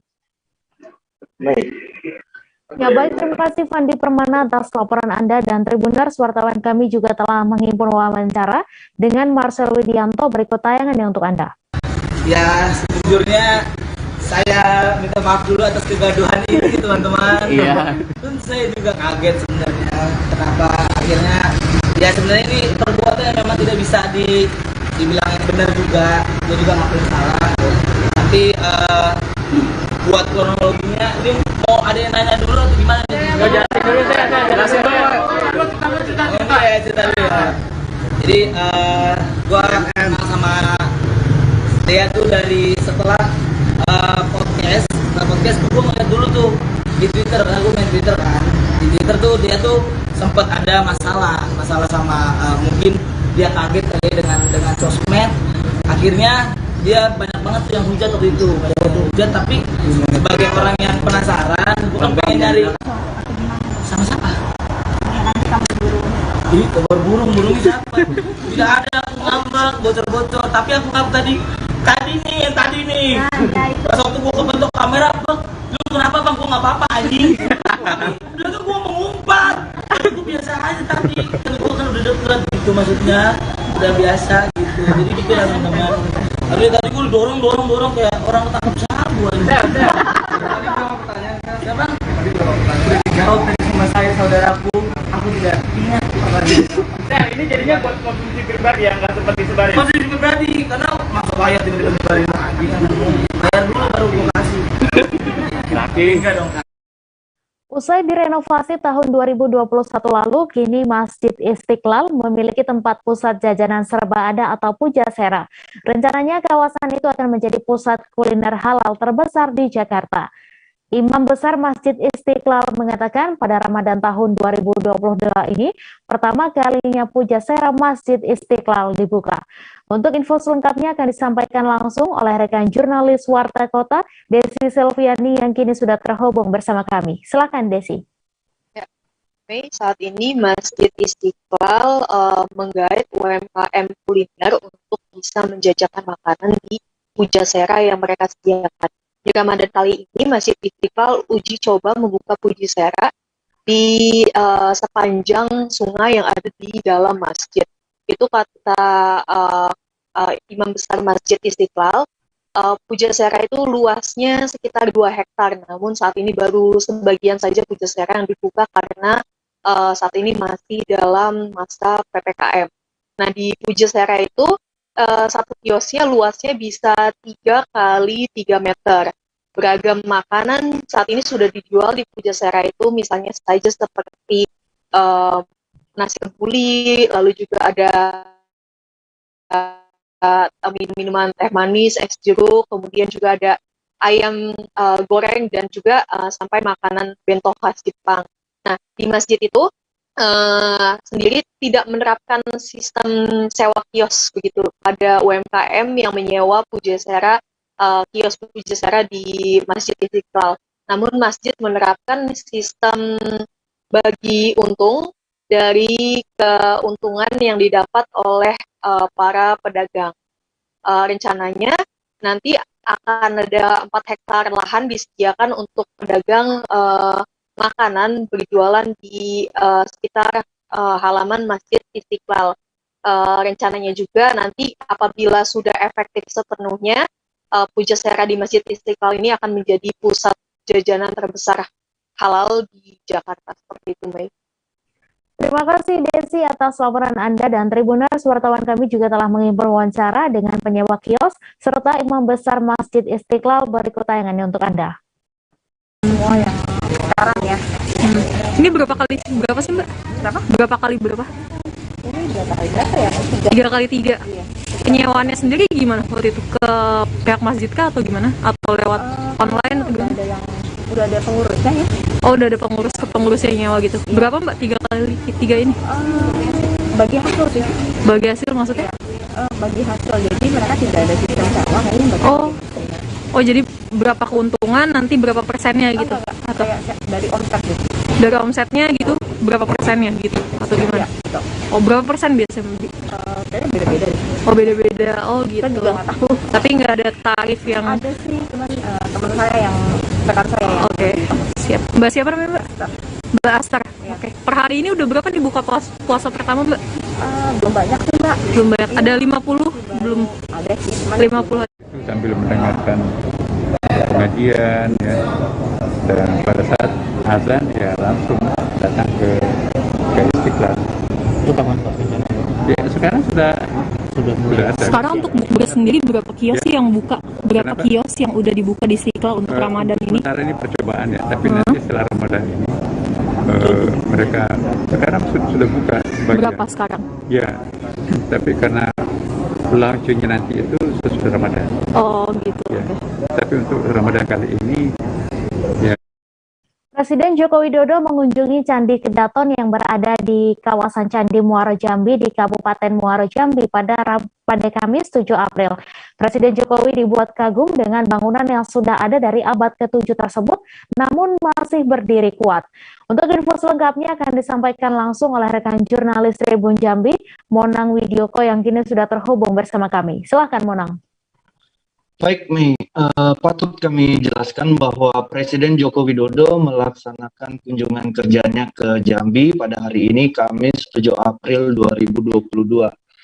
Salah satu rangkaian kegiatan orang nomor 1 di Indonesia ini adalah meninjau Candi Kedaton yang ada di kawasan Percandian Muaro Jambi yang berada di Kabupaten Muaro Jambi. Saat tiba di lokasi candi, Bapak Presiden yang didampingi oleh Ibu Negara Iriana Joko Widodo, mereka langsung disuguhkan dengan penjelasan mengenai sejarah candi oleh Kepala BPCB Provinsi Jambi, yakni Agus Widiatmoko. Kemudian rombongan langsung diarahkan ke Jam Matahari yang ada di kawasan candi yang selanjutnya meninjau kegiatan ekskavasi dan sumur air Candi Kedaton. Melihat kemegahan candi ini, Presiden menginginkan kegiatan restorasi segera dilaksanakan untuk 2022 ini. Tentu dengan ini kawasan candi akan lebih terlihat lagi jejak-jejak peradaban pada masa lalu di Indonesia. Terlebih candi ini sudah berusia 1000 tahun yang mana ada pada abad ke-7. Melihat bangunan candi, Presiden mengungkapkan dirinya sangat takjub dengan teknologi pembangunan candi pada masa itu. Terlebih teknologi semen belum ditemukan pada ribuan tahun lalu. Namun batu dapat disusun rapi sehingga membentuk bangunan megah di kawasan candi ini. Demikian, Mei. Ya, baik, terima kasih Monang atas laporan Anda. Selamat bertugas kembali. Kita beralih ke informasi selanjutnya, Tribuners. Kebiasaan membuang sampah ke sungai masih terjadi di Kabupaten Kerinci. Seperti halnya yang ditemukan di Sungai Batang Merau, tepatnya di 5 Desa Tanjung Pauh, Kecamatan Danau Kerinci Barat. Menurut pantauan pada Rabu 6 April, Sungai Batang Merau yang melintas di Desa Tanjung Pauh dijadikan tempat membuang sampah. Untuk info selengkapnya akan disampaikan langsung oleh rekan jurnalis Tribun Jambi, Heru Pitra yang kini sudah terhubung bersama kami. Silakan Heru. Ya, terima kasih, Mei. Melaporkan bahwa di Kabupaten Kerinci beberapa hari terakhir ini dihebohkan dengan kotornya air Sungai Batang Merau akibat banyaknya sampah yang menumpuk di aliran sungai tersebut. Sampah tersebut ternyata berasal dari pembuangan sampah yang terdapat di 5 Desa Tanjung Pauh, Kecamatan Danau Kerinci Barat, Kabupaten Kerinci. Diketahui di Malesa di Tanjung Pauh, masyarakat untuk sampah dikelola oleh pemerintahan desa, di mana petugas dari pemerintahan desa mengambil sampah yang ada di rumah-rumah warga, kemudian dibuang ke TPS. Namun kali ini ternyata sampah tersebut bukannya dibuang ke TPS, namun dibuang ke Sungai Batang Merau yang terdapat di belakang desa tersebut. Cukup banyak sampah yang ada di sungai tersebut yang membuat sungai tersebut terlihat kumuh, airnya juga terlihat kotor. Dari 5 desa, salah satu kades yang berhasil dihubungi Tribun menyampaikan bahwa sampah tersebut terpaksa mereka buang ke pinggir sungai atau di Sungai Batang Marau karena TPS yang disediakan oleh desa tersebut sudah penuh, tidak diangkut oleh pihak dari pemerintahan daerah atau dari LH Kabupaten Kerinci untuk diantar ke TPA karena menumpuknya TPS tersebut sehingga pemerintahan desa Batang Marau. Begitu, saudara. Ya, baik, terima kasih Heru atas laporan Anda. Selamat bertugas kembali. Bupati Manggarai Barat Edi Endi mendorong petani untuk meningkatkan produktivitas pertanian pada Selasa 5 Maret. Bupati yang akrab disapa Edi Endi menyampaikan hal itu saat meninjau sekaligus mematok di titik nol paket pekerjaan peningkatan jalan desa strategis ruas jalan Simpang Compang Palong Simpang Rasang Dali di Desa Compang Kecamatan Pacar. Untuk info selengkapnya akan disampaikan langsung oleh rekan jurnalis Tribun Flores, Gesio Viana yang kini sudah terhubung bersama kami. Silakan Gesio. Baik, selamat sore rekan Mei, selamat sore Tribuners dimanapun Anda berada. Dapat saya laporkan langsung dari Labuan Bajo, Kabupaten Manggarai Barat, Provinsi Nusa Tenggara Timur. Bupati Manggarai Barat, Edi Endi atau yang akrab disapa Edi Endi, melakukan kunjungan kerja ke sejumlah kecamatan di wilayah Kabupaten Manggarai Barat dalam rangka meninjau sekaligus mematok pada titik nol sejumlah pembangunan ruas jalan kabupaten di daerah itu. Kegiatan yang dilakukan pada Selasa 5 Maret 2022 lalu itu juga diikuti oleh Wakil Bupati Manggarai Barat maupun juga sejumlah pimpinan OPD di Kabupaten Manggarai Barat. Dalam penyampaiannya di Desa Compang, di salah satu titik pembangunan jalan kabupaten, yakni pekerjaan peningkatan jalan desa strategis ruas jalan Simpang Compang Palong Simpang Rasang Dali di Kecamatan Pacar.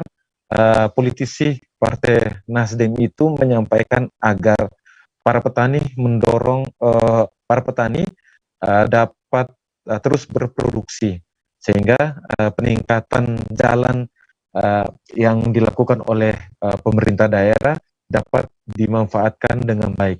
Dalam kesempatan itu juga Bupati Edi ini menyampaikan bahwa di bawah masa kepemimpinannya pada tahun 2022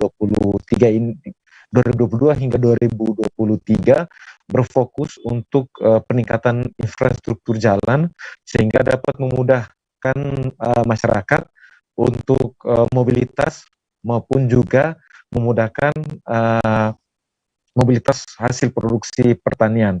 Ia juga berpesan kepada masyarakat untuk rajin menanam maupun juga melihat potensi-potensi pertanian yang strategis di wilayah masing-masing sehingga dengan infrastruktur jalan yang telah ada, yang telah memadai itu dapat meningkatkan produktivitas pertanian yang ada di Kabupaten Manggarai Barat.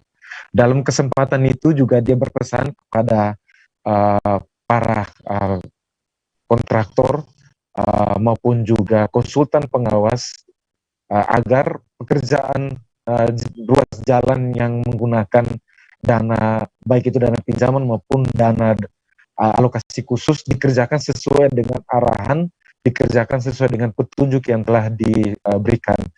Dapat saya sampaikan juga rekan dan Tribuners dimanapun Anda berada, dalam kesempatan itu Kasat Interkam Polres Manggarai Barat, Ibtu Markus Frederico Segawan, dia juga menegaskan kepada pihak pelaksana proyek tersebut untuk melakukan atau mengerjakan pekerjaan jalan tersebut sesuai dengan petunjuk pemerintah. Dia pun juga menegaskan agar pekerjaan proyek dapat sesuai dengan waktu yang telah ditetapkan oleh pemerintah.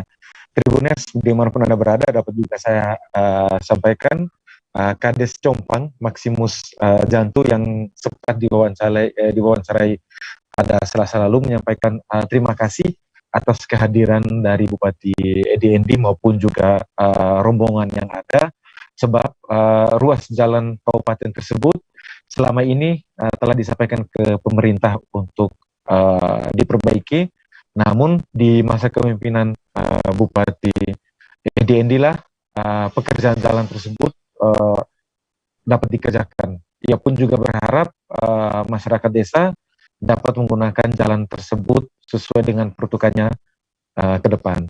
Demikian rekan Mei. Terima kasih Gesio atas laporan Anda, dan Tribuners, wartawan kami juga telah menghimpun wawancara dengan Bupati Manggarai Barat, Kasat Intelkam Polres Mabar, serta Kepala Desa Compang. Berikut tayangannya untuk Anda. Keterlibatan orang-orang di sini untuk mengambil bagian. Ada kerja deker, ya harus melibatkan masyarakat yang ada di sekitar wilayah ini. Siap. Jadi ini bagian dari upaya pemerintah supaya penyerapan tenaga kerja lokal itu bisa terserap.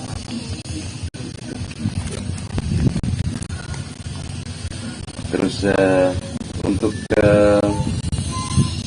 masyarakat yang ada di sekitar sini, ya, hari ini ya secara simbolis pemerintah ya telah mematok di titik nol, ya. Tentu jalan ini dimanfaatkan oleh seluruh rakyat, ya. Para petani tugasnya harus tanam. Kami pada gilirannya akan ngecek ini bangun jalan ini kurang lebih 1,7 miliar. Ya. Ini kamu punya uang dari pajak.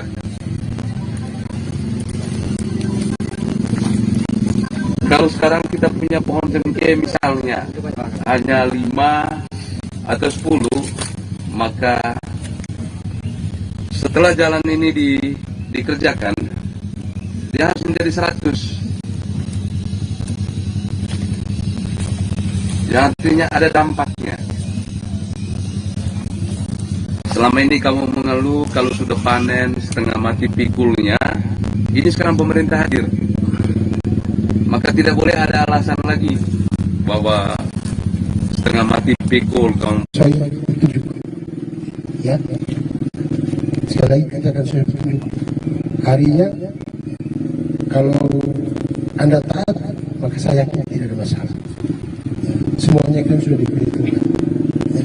Yang penting jangan aneh-aneh, supaya jangan kerja tambahan. Ya, kalau kita kerja baik, pasti ada yang menilai. Yaitu dari dinas terkait juga Pak Bupati. Ya.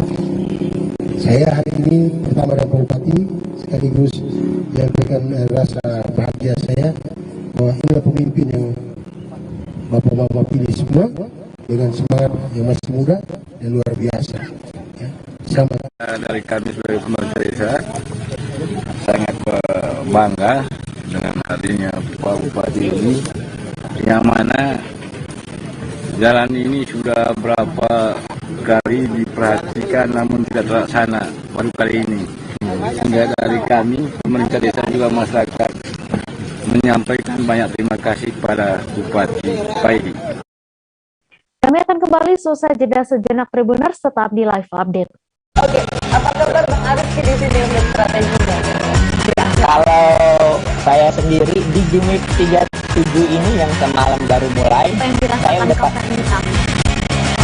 sebenarnya aku nggak ngerasain penangkapan atau penggerbegan atau apa itu, karena gini loh, posisinya aku kriteria. Jadi kita mengenal disebut dengan stroke yang tidak berdarah dengan stroke yang berdarah. Stroke yang tidak berdarah itu biasanya ditandai dengan adanya penyumbatan. Kalau itu penyumbatan di sini mungkin pikirnya tidak ke situ kali ya, tapi kalau di Korea atau di Kamboja itu ada beberapa paper yang saya usul mas, ya dulunya tukang koran. Oh gitu ya, tukang koran. Ya saya baca ya, tuh kan pernah baca kan. Ya. Jadi kalau saya jadi tangga itu udah bersyukur banget. Si anak ini dijadikan sebagai tersangka begitu. Ya, kalau ini kita bicara yang di luar kasus Situbondo ya. Dengan hujan shower, di mana terdapat batas jelas antara daerah hujan dan tidak hujan yang biasanya terjadi pada fase awal mature stage atau tahap berbahaya dewasa. itu Kang. Jadi mulai artinya terjadinya perlembekan. Nah itu untuk penetrasi akan sulit. Gitu ya. Dok, saya ini menurut saya memang tidak mudah, bukan urusan tanah diambil. Kalau misalnya Amerika Serikat sekarang, Rasulullah mengatakan dalam sebuah hadis bahwa berpuasa di 6 hari Syawal itu. Oke, apakah Bang Arif di sini untuk strateginya? Kalau saya sendiri di Jumik 37 ini yang semalam baru mulai, saya udah Sebenarnya aku nggak ngerasain penangkapan atau penggerbegan atau apapun itu, karena gini loh, posisinya aku kriteria. Jadi kita mengenal disebut dengan stroke yang tidak berdarah dengan stroke yang berdarah. Stroke yang tidak berdarah itu biasanya ditandai dengan adanya penyumbatan. Kalau itu penyumbatan di sini mungkin pikirnya tidak ke situ kali ya, tapi kalau di Korea atau di Kamboja itu ada beberapa paper yang saya itu Mas, ya dulunya tukang koran. Oh gitu ya. Tukang koran. Ya, saya baca itu Pak. Tuh kan, pernah baca kan? Jadi kalau saya jadi pangdam, itu udah bersyukur banget. Si anak ini dijadikan sebagai tersangka begitu. Ya kalau ini kita bicara yang di luar kasus Situbondo ya. Dengan hujan shower, di mana terdapat batas jelas antara daerah hujan dan tidak hujan yang biasanya terjadi pada fase awal mature stage atau tahap Berbahaya dewasa. itu Kang. Jadi mulai artinya terjadinya perlembekan. Nah itu untuk penetrasi akan sulit. Gitu ya. Terima kasih Anda masih menyaksikan live update. Pemerintah mulai melonggarkan pembatasan aktivitas masyarakat selama bulan Ramadan. Tak hanya aktivitas peribadatan di saat bulan Ramadan, kegiatan mudik untuk tahun 2022 ini pun tidak dilarang. Syarat perjalanan juga dipermudah bagi masyarakat yang telah menyelesaikan vaksinasi dosis kedua plus vaksin ketiga atau booster. Untuk info selengkapnya akan disampaikan langsung oleh rekan jurnalis Tribun Kaltara, Ilhami Faudi yang kini sudah terhubung bersama kami. Silakan Faudi. Ya, baik rekan media, dapat dilaporkan bahwa memang pemerintah sudah memutuskan untuk mempermudah aktivitas masyarakat di bulan Ramadan dan juga melonggarkan syarat bagi pelaku perjalanan khususnya di masa mudik Lebaran nanti. Dan salah satu syaratnya adalah dengan vaksinasi dosis ketiga atau booster. Dan di Kaltara sendiri memang pihak Satgas COVID-19 Kaltara nantinya akan memperluas layanan vaksinasi selama bulan Ramadan. Nantinya dalam beberapa hari ke depan pihak Satgas akan melaksanakan vaksinasi di tempat-tempat ibadah, di masjid ataupun di musola pada malam hari atau setelah berbuka puasa. Ini bertujuan agar masyarakat dapat mengikuti vaksinasi dengan lokasi yang mudah dijangkau. Selain itu, di sepanjang hari atau pada siang pagi atau siang hari, pihak Satgas COVID-19 bekerja sama dengan Dinkes di kabupaten kota maupun dengan TNI Polri juga telah membuka layanan vaksinasi setiap harinya. Dan di layanan vaksinasi ini masyarakat di Kabupaten Bulungan itu bisa mengikuti vaksinasi dosis pertama, kedua, ataupun dosis ketiga atau booster. Pihak Satgas sendiri juga memastikan sampai saat ini stok vaksin dosis ketiga atau booster itu masih aman karena masih ada sekitar 80.000 dosis merek Pfizer yang siap disuntikan untuk masyarakat khususnya untuk dosis ketiga.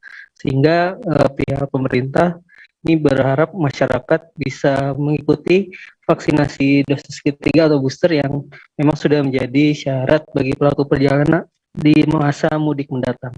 Begitu rekan. Terima kasih Faudi atas laporan Anda. Selamat bertugas kembali. Ratusan nelayan Tanjung Ketapang Tobuali, Bangka Selatan, Provinsi Kepulauan Bangka Belitung menggeruduk kantor Bupati Bangka Selatan pada Rabu 6 April kemarin. Kedatangan mereka untuk menolak aktivitas pertambangan pasir timah ilegal di perairan Tanjung Ketapang, Batu Perahu, dan Merbau, Tobuali, Bangka Selatan.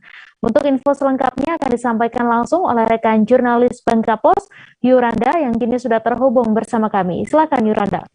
Iya baik Mei, bisa saya sampaikan pada Rabu kemarin sejumlah nelayan Tanjung Ketapang Tobuali Bangka Selatan Bangka Belitung mendatangi kantor Bupati Bangka Selatan Kedatangan mereka ini guna menolak aktivitas penambang ilegal pasir timah di tiga perairan, Tanjung Ketapang, Batu Perahu, dan Merbau. Rombongan ini langsung disambut baik oleh Sekda Bangka Selatan sendiri dan pihak kepolisian di gedung Serbaguna Pemkab Bangka Selatan. Mereka tidak menolak adanya penambang di aktivitas di sana, namun mereka menyarankan agar tidak menambang di tiga perairan tersebut, lantaran di tiga perairan itu merupakan perairan pariwisata dan tempat nelayan tangkap ikan.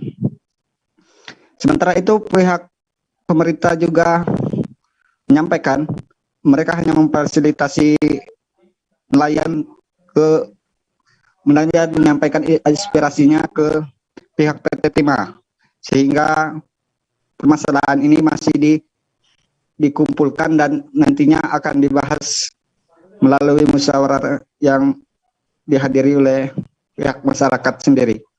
Begitu, Mei, yang bisa saya sampaikan, Mei. Baik, terima kasih Yuranda atas laporan Anda. Selamat bertugas kembali. PT Angkasa Pura II Pekanbaru menerapkan aturan baru soal syarat pelaku perjalanan dalam negeri melalui Bandara Sultan Syarif Kasim II Pekanbaru. Penumpang yang sudah mendapatkan suntikan vaksin booster bebas melakukan perjalanan tanpa harus menunjukkan hasil negatif tes swab PCR ataupun antigen. Untuk info selengkapnya akan disampaikan langsung oleh rekan jurnalis Tribun Pekanbaru, Fernando Sikumbang, yang kini sudah terhubung bersama kami. Silakan, Fernando.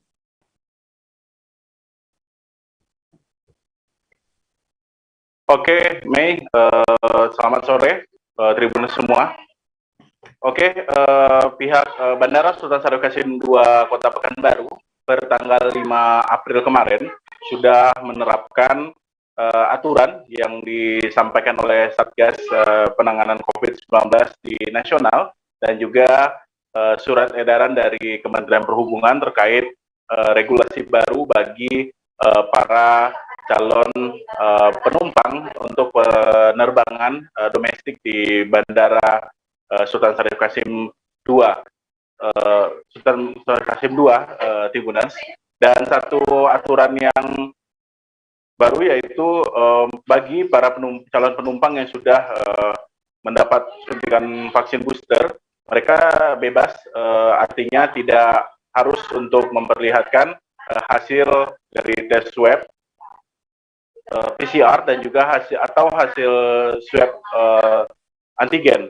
Sedangkan mereka yang sudah mendapat 2 kali vaksin atau vaksin lengkap, mereka masih diwajibkan untuk memperlihatkan hasil swab antigen maupun swab PCR. Begitu juga bagi para calon penumpang yang sudah mendapat suntikan vaksin dosis pertama, Mei.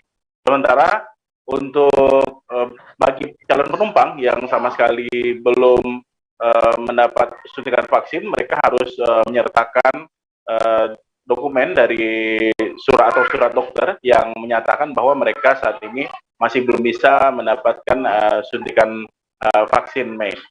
Sedangkan bagi anak-anak yang masih di bawah 6 tahun, mereka untuk saat ini sesuai regulasi yang ada, mereka tetap diperbolehkan ikut bersama orang tua yang mendampingi, namun dengan mengikuti protokol kesehatan secara ketat, Mei. Namun tidak wajib untuk menyertakan hasil swab PCR maupun swab antigen. Sedangkan di Kota Pekanbaru sendiri, memang untuk vaksin booster capaiannya memang cukup mengalami peningkatan dibandingkan beberapa hari lalu. Beberapa hari lalu sempat masih rendah, namun saat ini capaian vaksin booster atau penerima vaksin dosis ketiga di Kota Pekanbaru sudah mencapai 20% dari target penerima vaksin di Kota Pekanbaru, dan itu kebanyakan adalah para penerima vaksin yang berusia 18 tahun hingga usia 59 tahun, Mei. Itu jumlah yang paling banyak untuk penerima vaksin booster untuk saat ini. Namun pihak pemerintah Kota Pekanbaru tetap berupaya dalam upaya meningkatkan atau melakukan percepatan terhadap vaksin booster, penerima vaksin booster. Sedangkan pihak bandara sendiri sudah berkoordinasi dengan pihak KKP atau kantor kesehatan pelabuhan di Bandara Sultan Syarif Qasim II. Mereka nantinya akan menyiapkan sentra khusus bagi masyarakat atau calon penumpang yang memang belum mendapat suntikan vaksin, baik vaksin pertama, vaksin dosis kedua, maupun vaksin booster. Namun pihak bandara masih melakukan koordinasi, masih belum memastikan kapan bakal menyediakan sentra vaksin di lokasi atau di area bandara. Saat ini yang ada di area bandara hanyalah tempat untuk pemeriksaan swab antigen dan juga atau swab PCR, Mei. Sementara itu pihak bandara Sultan Syarif Qasim II memang sudah melakukan antisipasi terkait rencana arus mudik nantinya pada akhir bulan Ramadan ini, di mana untuk saat ini sendiri di kota Pekanbaru, khususnya di Bandara Sultan Syarif Qasim II, jumlah penumpang sudah cenderung mengalami peningkatan sebanyak 30% dibandingkan bulan Maret kemarin, Mei. Untuk saat ini, jumlah penumpang setiap harinya yang beraktivitas di Bandara Sultan Syarif Qasim II itu sudah mencapai 5.000 orang lebih. Sedangkan untuk penerbangan baik datang maupun penerbangan untuk berangkat jumlahnya mencapai 40 penerbangan, Mei. Jadi masing-masing untuk penerbangan berangkat sebanyak 20 penerbangan, sedangkan untuk penerbangan keberangkatan juga 20 penerbangan.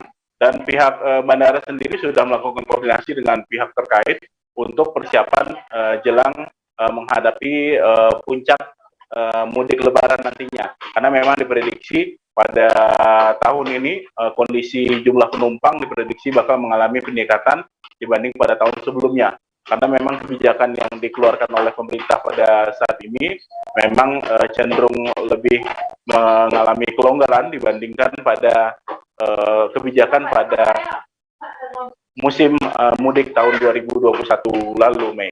Jadi masyarakat juga berharap dan para penumpang juga berharap agar regulasi dari pemerintah pusat, baik dari Satgas Penanganan Nasional maupun dari Kementerian Perhubungan RI tidak ada perubahan lagi pada mudik lebaran nantinya. Karena justru nantinya bila ada perubahan lagi tentu akan membingungkan masyarakat. Maka masyarakat berharap nantinya untuk regulasi terkait arus mudik atau untuk angkutan penumpang domestik tidak ada perubahan lagi di musim lebaran, musim mudik lebaran tahun 2022 ini. Begitu, Mei, informasi sementara. Baik, terima kasih Fernando atas laporan Anda, dan Tribunars, wartawan kami juga telah menghimpun wawancara dengan Eksekutif General Manager Bandara SSK 2 Pekanbaru. Berikut tayangannya untuk Anda. Baik, mungkin mengacu terkait dengan SE Kasatgas yang terbaru nomor 16 tahun 2022, dan kemarin sore juga sudah turun dari SE Kementerian Perhubungan nomor 36 tahun 2022 terkait dengan pemberlakuan para pelaku perjalanan dalam negeri. Jadi kami dari Angkasa Pura bekerjasama juga dengan stakeholder terkait, dalam hal ini KKP, juga telah sepakat untuk melakukan atau memberlakukan ketentuan tersebut per hari ini tanggal 5 April 2022 sebagaimana juga telah ditetapkan di SE Kemenhub nomor 16 tahun 2022. Ya. Poin pentingnya bisa disampaikan ke masyarakat apa mungkin, Pak? Jadi memang ada terkait penyesuaian terhadap persyaratan ya para pelaku perjalanan yang tadinya untuk yang telah melakukan vaksinasi dosis 2 yang mana tidak perlu lagi melakukan tes PCR ataupun antigen. Saat ini hanya untuk yang telah melakukan booster ketiga atau vaksin ketiga atau booster yang dapat melakukan perjalanan tanpa harus menunjukkan hasil negatif baik tes PCR yang berlaku 3 kali 24 jam ataupun 1 kali 24 jam untuk antigen. Tapi untuk yang baru melakukan satu vaksin, 2 vaksin maksud saya itu tetap harus melakukan harus menunjukkan hasil tes antigen yang berlaku 1 kali 24 jam ataupun tes PCR yang dapat berlaku 3 kali 24 jam. Sementara untuk yang baru melakukan vaksinasi dosis pertama diwajibkan untuk menunjukkan hasil tes PCR yang berlaku 3 kali 24 jam. Gubernur Papua Barat Domingus Mandacan kembali membuka kegiatan Safari Ramadan 1443 Hijriah MUI Papua Barat pada Rabu 6 April. Kegiatan yang bekerja sama dengan pemerintah Papua Barat dan BMI Papua Barat ini mengangkat tema meneguhkan ukhuwah Islamiyah dan Wataniyah untuk Papua Barat yang aman, sejahtera, dan bermartabat. Untuk info selengkapnya akan disampaikan langsung oleh rekan jurnalis Tribun Papua Barat, Safwan Ashari, yang kini sudah terhubung bersama kami. Silahkan, Safwan. Ya, baik, Mei dan juga Tribuners dimanapun Anda berada, hari ini dapat saya kabarkan dari Kabupaten Manokwari bahwa sejak kemarin Gubernur Provinsi Papua Barat telah membuka dengan resmi kegiatan Safari Ramadan yang bekerja sama dengan pemerintah Provinsi Papua Barat dan Dewan Masjid Indonesia serta Majelis Ulama Indonesia Provinsi Papua Barat di kantor Majelis Ulama Provinsi Papua Barat. Rencananya kegiatan ini akan berlangsung hingga tanggal 17 April mendatang, dan lewat momentum tersebut Gubernur Papua Barat berpesan agar lewat momentum Safari Ramadan 1443 Hijriah ini umat Islam dapat menyambung tali silaturahmi antar sesama sesaudara di masing-masing daerah, dan rencananya momentum ini akan dimanfaatkan oleh Dewan Masjid Indonesia dan juga Majelis Ulama Indonesia untuk berkunjung ke sejumlah daerah di kabupaten dan kota di Provinsi Papua Barat, dan beliau menghimbau agar lewat momentum ini umat Islam dapat memanfaatkan untuk menjadi sebuah kesempatan untuk meningkatkan keimanan, kejujuran, keikhlasan, dan juga kepedulian sosial antar sesama anak bangsa di Provinsi Papua Barat. Dan lewat momentum ini juga beliau berpesan agar puasa ini juga merupakan momentum bagi umat Islam untuk melaksanakan evaluasi tahunan baik dengan Tuhan dan juga dengan manusia. Lewat momentum ini beliau juga menyampaikan bahwa umat Islam diharapkan agar menjalankan fungsinya sebagaimana